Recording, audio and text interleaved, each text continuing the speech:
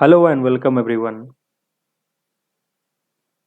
43rd GST council की meeting हुई थी और उस मीटिंग में जीएसटी के अंदर बहुत सारे रिलीफ दिए गए हैं, बहुत बड़े बड़े रिलीफ जो लास्ट ईयर भी आए थे, बट उनको डिसकंटिन्यूड कर दिया गया था टाइम के पीरियड के बाद। लेकिन बहुत सारे प्रोफेशनल्स ने ये रिक्वेस्ट किया था कि इस एमएनएसटी स्कीम को वापस से लाया जाए। तो इस काउंसिल की मीटिंग जो थी उसमें इस एमएनएसटी स्कीम को वापस से लाया गया। लेट फी में रिडक्शन किया गया, कैपिंग की गई है। डेट का एक्सटेंशन जो पहले ही फर्स्ट मई को आया था वो उसी को कंटिन्यू किया गया है। और एनुअल रिटर्न में भी आपको रिलीफ दिया गया है, उसको सिंप्लीफाई किया गया है। तो सबसे पहला जो सबसे इम्पोर्टेंट जो यहाँ पे अनाउंसमेंट हुआ वो ये कि एमएनएसटी स्कीम जो है, जिसमें आप जुलाई 17 से लेकर के अप्रैल 21 तक की जितने भी GSTR 3B है फॉर्म, अगर नहीं फाइल किया है तो उसको अभी आप फिर से फाइल कर सकते हैं। और मैक्सिमम कैपिंग जो है यहाँ पे लेट फी का 500 है फॉर जिन लोगों का नील का लाइबिलिटी टैक्स लाइबिलिटी है। जिन लोगों की टैक्स लाइबिलिटी जीरो है उन लोगों के लिए 500 पर मंथ, मतलब पर रिटर्न का पे करना पड़ेगा लेट फी। और उनकी जो है सारी की सारी GSTR 3B फाइल हो सकती हैं जुलाई 2017 से लेकर के अप्रैल 2021 तक के रिटर्न। और जिन लोगों की लाइबिलिटी बनेगी उन लोगों के लिए ये कैपिंग जो है लेट फी का वो 1000 रुपये का किया गया है, 1000 रुपये का। और ये एमएनएसटी स्कीम जो है ये स्टार्ट हो जाएगा 1 जून 2021 से और ये चलेगा 31 अगस्त 2021 तक। 3 महीने का ये पीरियड 1 जून 2021 से लेकर 31 अगस्त 2021 तक आप जितनी भी पेंडिंग रिटर्न्स हैं GSTR 3B की जुलाई 2017 से अप्रैल 2021 तक की, वो सारी की सारी आप रिटर्न्स फाइल कर सकेंगे। तो ये एक बहुत बड़ा पेंडिंग स्कीम था जो बहुत लोगों ने रिक्वेस्ट किया था, जिसको यहाँ पे अप्रूव कर दिया गया। जो नेक्स्ट जो अप्रूवल हुआ है, लेट फी में कैपिंग लगाया गया है और ये भी एक बहुत बड़ी रिलीफ है। जो लेट फी का चार्जेज होता था उसमें कैपिंग कर दिया गया है, जो लिमिट लगा दिया गया है। मैक्सिमम अमाउंट जो होगा अब लेट फी का वो आपको नेक्स्ट ये जो फ्यूचर के जो आप रिटर्न्स भरेंगे GSTR 3B या GSTR 1, उनके लिए अगर आपकी लाइबिलिटी नील की है तो आपका मैक्सिमम 500 होगा। मैक्सिमम जो लेट फी होगी उस केस में आपकी वो 500 होगी।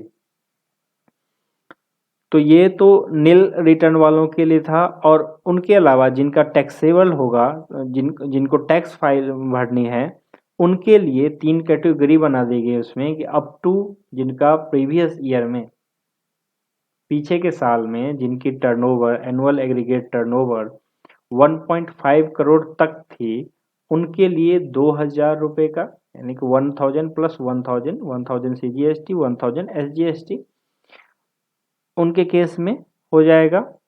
जिन लोगों के एनुअल एग्रीगेट टर्नओवर पीछे साल में 1.5 करोड़ से लेकर के 5 करोड़ के बीच में थी, उनके लिए 5000 ये लिमिट है। ये मैक्सिमम लिमिट है। ये जो आपका लिमिट यहाँ पे दिया गया है ये मैक्सिमम है। अदरवाइज आपका अगर इससे कम आता है तो वो कम आपको पे करना होगा। और जो थर्ड कैटेगरी है वो अबव 5 करोड़ के लिए है, जिनका एनुअल टर्नओवर अबव 5 करोड़ था, उनके लिए मैक्सिमम लाइबिलिटी जो लेट फी की बनेगी वो 10,000। तो ये भी एक बहुत बड़ा रिलीफ है लेट फी के लेट फी के लिए।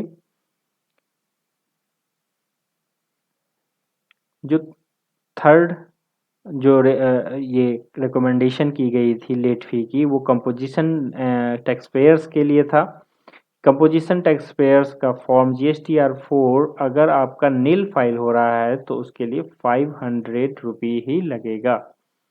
उसके लिए आपको 500 रुपये मैक्सिमम अमाउंट पर रिटर्न किया गया है, लिमिट लगाया गया है यहाँ भी। और अगर अदर केसेस है यानी कि टैक्स जिनका टैक्सेबल टर्नओवर है उनके केस में ये 2000 पर रिटर्न की गई है मैक्सिमम लिमिट। तो ये था कंपोजिशन टैक्स पेयर्स के लिए टैक्स लाइबिलिटी जिनका बनता है और जिनका नील रिटर्न होता है उनका 500 और जिनकी टैक्स लाइबिलिटी बनेगी उनकी 2000 रुपये पर रिटर्न। नेक्स्ट जो आपका लेट फी का कैपिंग किया गया है वो है फॉर्म GSTR 7 में, जो TDS के रिगार्डिंग फाइल होती है GST में, उसको रिड्यूस करके 50 पर डे किया गया है और मैक्सिमम इसमें 2000 रुपये का पर रिटर्न किया गया है। तो 50 रुपये पर डे और मैक्सिमम 2000 तक ये लेट फी जा सकती है। Annual return financial year 2020 and 21 के लिए सिंप्लीफिकेशन इन्होंने किया है। इसमें GSTR 9 जो है जिनका annual turnover up to 2 crore है, 2 करोड़ तक है जिनका टर्नओवर, उनके लिए ऑप्शनल कर दिया गया है GSTR 9 और 9A।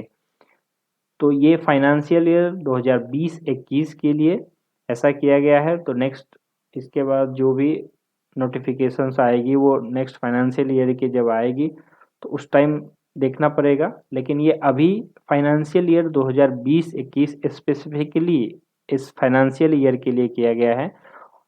फॉर्म GSTR 9 ऑप्शनल हो गया है। जो सेकंड है form GSTR 9C, up to 5 crore तक का जिनका टर्नओवर है उनके लिए सेल्फ सर्टिफाइड अब रिकॉन्सिलेशन स्टेटमेंट फाइल करना पड़ेगा उन लोगों को। जो पहले आपको ऑडिट करवाने पड़ते थे चार्टर्ड अकाउंटेंट से, वो नहीं करवाना पड़ेगा आपको। ये सेल्फ सर्टिफाइड रिकॉन्सिलेशन स्टेटमेंट जो है फॉर्म 9C में आपको फाइल करना है जिनका टर्नओवर 5 करोड़ तक है। और 5 करोड़ से ऊपर जिन लोगों का टर्नओवर है उनके लिए रिकॉन्सिलेशन स्टेटमेंट जैसा पहले फाइल होता था वैसा ही फाइल होगा GSTR 9C में। तो ये स्पेसिफिकली जो है फाइनेंशियल ईयर 2020-21 के लिए किया गया है। उसके बाद एक रेट्रोस्पेक्टिव अमेंडमेंट की गई है सेक्शन 50 में। जो आपका इंटरेस्ट पेमेंट करना है आपको वो नेट कैश बेसिस पे पेमेंट करना है। ये पीछे के साल में बहुत सारे कोर्ट्स ने डिसीजन दिया था जिसके बाद ये यहाँ पे नोटिफाई किया गया है। तो ये नेट कैश बेसिस होता क्या है कि अगर आपकी लाइबिलिटी जनवरी 21 की 1 करोड़ की बनती है और आपका ITC 80 लैक्स का अवेलेबल है, और अगर आपका ITC 80 लैक्स का अवेलेबल है तो आपको सिर्फ 20 लैक्स पेमेंट करना पड़ता है कैश में। तो पहले क्या होता था कि अगर आपने डिले फाइल किया है तो कैलकुलेशन हो जाता था वो 1 करोड़ के ऊपर, आपको ITC माइनस नहीं होता था और इंटरेस्ट 1 करोड़ के ऊपर कैलकुलेट होता था इंटरेस्ट। लेकिन इस नेट कैश बेसिस पे जब हम इसको कैलकुलेट करेंगे तो वो ITC माइनस होके, जैसे आपका लाइबिलिटी 1 करोड़ है और आपका ITC 80 लैक्स का है तो आपका नेट कैश जो है नेट कैश बेसिस पे अगर हम इसको करेंगे तो 20 लैक्स पे ही आपको इंटरेस्ट कैलकुलेशन होगा और अकॉर्डिंगली आपको पे करना होगा। तो ये बहुत सारे कोर्ट्स ने भी डिसीजन दिया था पहले ही, लास्ट ईयर में ही अगस्त में ही आ गया था लास्ट ईयर में। उसको बस यहाँ पे एक नोटिफिकेशन के थ्रू रेट्रोस्पेक्टिव अमेंडमेंट जब से GST स्टार्ट हुआ है तभी से लेकर के कर दिया गया है। जो नेक्स्ट जो रिकमेंडेशन थी वो एक्चुअली रिकमेंडेशन नहीं थी, ये फर्स्ट मई को जो नोटिफिकेशन आई थी जिसके थ्रू बहुत सारी ड्यू डेट्स बढ़े थे। जैसे मार्च और अप्रैल 21 के आपका 3 वीक का डेट 60 डेज और 45 डेज का डेज से बढ़ा दिया गया था। और उसमें आपको इंटरेस्ट में रिलीफ दिया गया था। आपको फर्स्ट 15 डेज के लिए आपको नील का इंटरेस्ट देना था, देन आपका 9% इंटरेस्ट 45 डेज और 30 डेज था मार्च 21 के लिए। तो ये वही कैरी हो रहा है, 1 मई को जो आया था उसी को दोबारा से यहाँ पे काउंसिल के मीटिंग में उसको दोबारा से रखा गया और उसको दोबारा से अप्रूव किया गया है। मई 2021 टैक्स पीरियड के लिए आपका नील इंटरेस्ट रहेगा फर्स्ट 15 डेज और 9% रहेगा फर्दर 15 डेज के लिए। और लेट फी का वेवर फॉर GSTR 3B के लिए जो लोग मंथली फाइल करते हैं 30 दिन से उनका ड्यू डेट बढ़ा दी गई है। तो इसके रिगार्डिंग मैंने जो 1 मई को जो वीडियो बनाया था उस नोटिफिकेशन के बाद वहाँ पे मैंने डिटेल में बताया था उसमें कौन सी क्या डेट होगी। तो वो मैं इस वीडियो को इस लिंक में यहाँ पे ही डाल दूंगा और उसी को कंटिन्यू किया गया है। For larger tax payer aggregate turnover 5 crore से जिनके ऊपर हैं उनके लिए GSTR 3B मई 2021 की 15 दिन के लिए बढ़ाया गया ड्यू डेट। वैसे ही GSTR 1 और IFF की डेट जो है मई 2021 की 15 दिन से बढ़ा दी गई थी। GSTR 4 2021 का 31 जुलाई तक हो गया है उसका डेट। ITC 04 जो क्वार्टर एंडिंग मार्च 21 की थी वो 30 जून को फाइल होगी।